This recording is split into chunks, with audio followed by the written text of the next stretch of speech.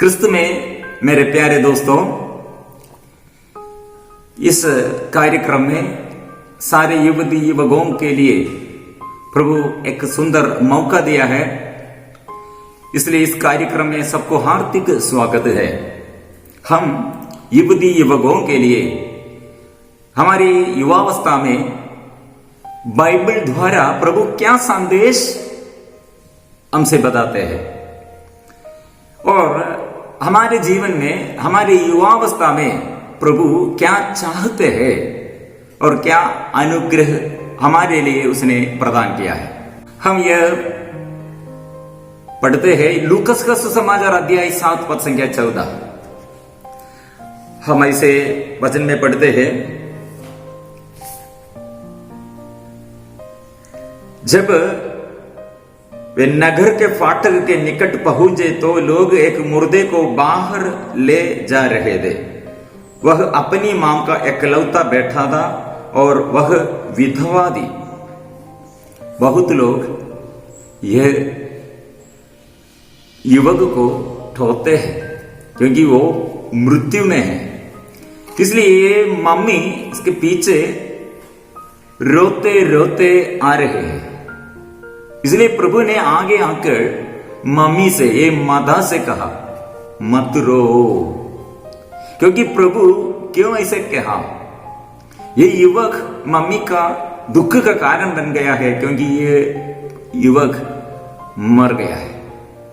इसलिए हम आध्यात्मिक दृष्टि से हम समझना, हम दूसरों के लिए और हम द्वारा दूसरों को अनुग्रह मिलना, नहीं तो हमारे जीवन मृतक जैसे होने पर किसी को आनंद नहीं है।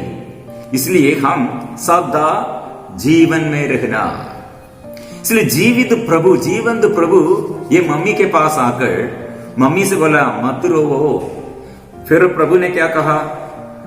प्रभु ने पास आकर उन्होंने आरती का स्पर्श किया, उस पर ठोने वाले रुक गए हैं। ईसा ने कहा, युवक मैं तुमसे कहता हूं, उठो।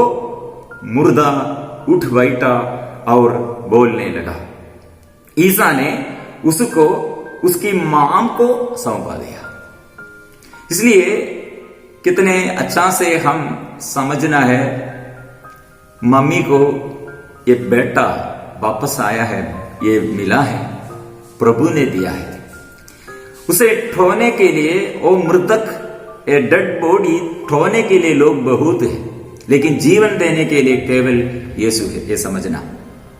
इसलिए प्रभु हमें मृत्यु से जीवन में, प्रभु जीवंत प्रभु हमारे मृत्यु से, अभी हम ये युवावस्था में सारे युवती युवकों को मृतक जैसे हमें ठोने के लिए, मृत्यु की ओर चलाने के लिए और सर्वनाश की ओर चलाने के लिए, संसार की मोह माया में हमें जुड़े हुए, ऐसे हमें परास्त करने के लिए लोग बहुत हैं। लेकिन जीवन देने के लिए, सन्मार्ग पर चलाने के लिए, सन्मार्ग की ओर ले चलने के लिए, जीवन प्रदान करने के लिए ज्यादा लोग नहीं है।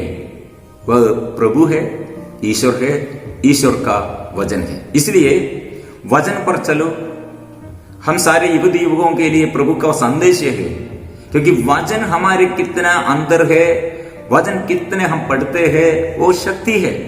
संत जॉन पॉल II इसलिए युवकों से यही संदेश दिया, युवक तुम शक्तिशाली हो। क्यों हम शक्तिशाली? क्योंकि ये युग में भविष्य के लिए इसका नींव हम है, संसार में अनुग्रह का स्रोत हम है। बूढ़े लोगों को और बच्चे लोगों को बड़े कार्य करने के लिए नहीं बुलाएगा। युद्ध करने के लिए सेना में सैनिकों को चुनते हैं तो बूढ़े लोगों को नहीं, नन्हे मुन्ने बच्चों को नहीं, युवती युवकों को बुलाते हैं। क्यों? शक्ति है, ये शक्ति। लेकिन आध्यात्मिक दृष्टि में शक्ति क्या है? संत बेसिल ने कहा, कितना अच्छा ये बात है, मेरे अंदर कितने अच्छा लगते हैं। संत बेसिल ने यह कहा, हमारे शक्ति यह है, पाप करने के लिए शक्ति नहीं चाहिए।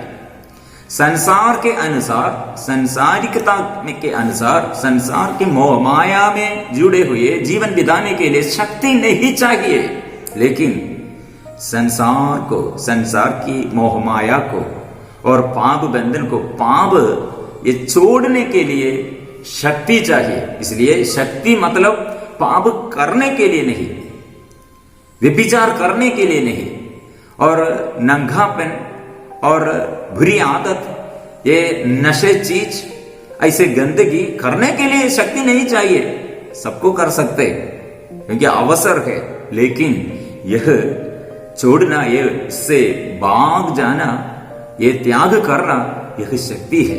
इसलिए संत जॉन, लेटर ऑफ जॉन, योहन का पत्र, पहला पत्र, अध्याय 2 पद संख्या 14 लिखा है, युवक तुम शक्तिशाली हो, तुम में ईश्वर निवास करते हैं, ईश्वर का वजन तुम में है, इसलिए ईश्वर का शक्ति, ईश्वर का सामर्थ्य हम में है। फिर हम शैतान को, दुष्ट आत्मा को हम परास्त करते हैं, इसलिए हम विजयी है। इसलिए वचन का प्रभाव हमें सफलता प्रदान करते हैं। युवावस्था में आगे पीढ़ी के लिए हम अनुग्रह का माध्यम बन जाते हैं, लेकिन वचन का अभाव हमें ठोने के लिए, हमें ऐसे संसार की ओर, संसार की दृष्टि में चलाने के लिए लोग बहुत है, लेकिन जीवन देने के लिए जीवन का वचन जीवंत ईश्वर है। ये वचन के अनुसार चलना, ये हमारे जीवन में अनुग्रह है। एक लड़की, वो जायरूस का बेटी, शतपति जायरूस का बेटी, वो मर गई। उसे जिलाने के लिए प्रभु आया। लोग उपहास करते हैं, लेकिन प्रभु क्या किया? प्रभु उसे जिलाया। तपी ताको, इसका अर्थ क्या है? मैं तुमसे कहता हूं उठो। इसलिए हम सबों के लिए प्रभु का संदेश है, उठो, प्रभु के वचन में चलो। यह है युवतियों के लिए, आशीष के लिए प्रभु ये संदेश देते हैं। ये संदेश के अनुसार चलना, हमारे जीवन सफलता प्राप्त हो जाएंगे। सबको जय जय।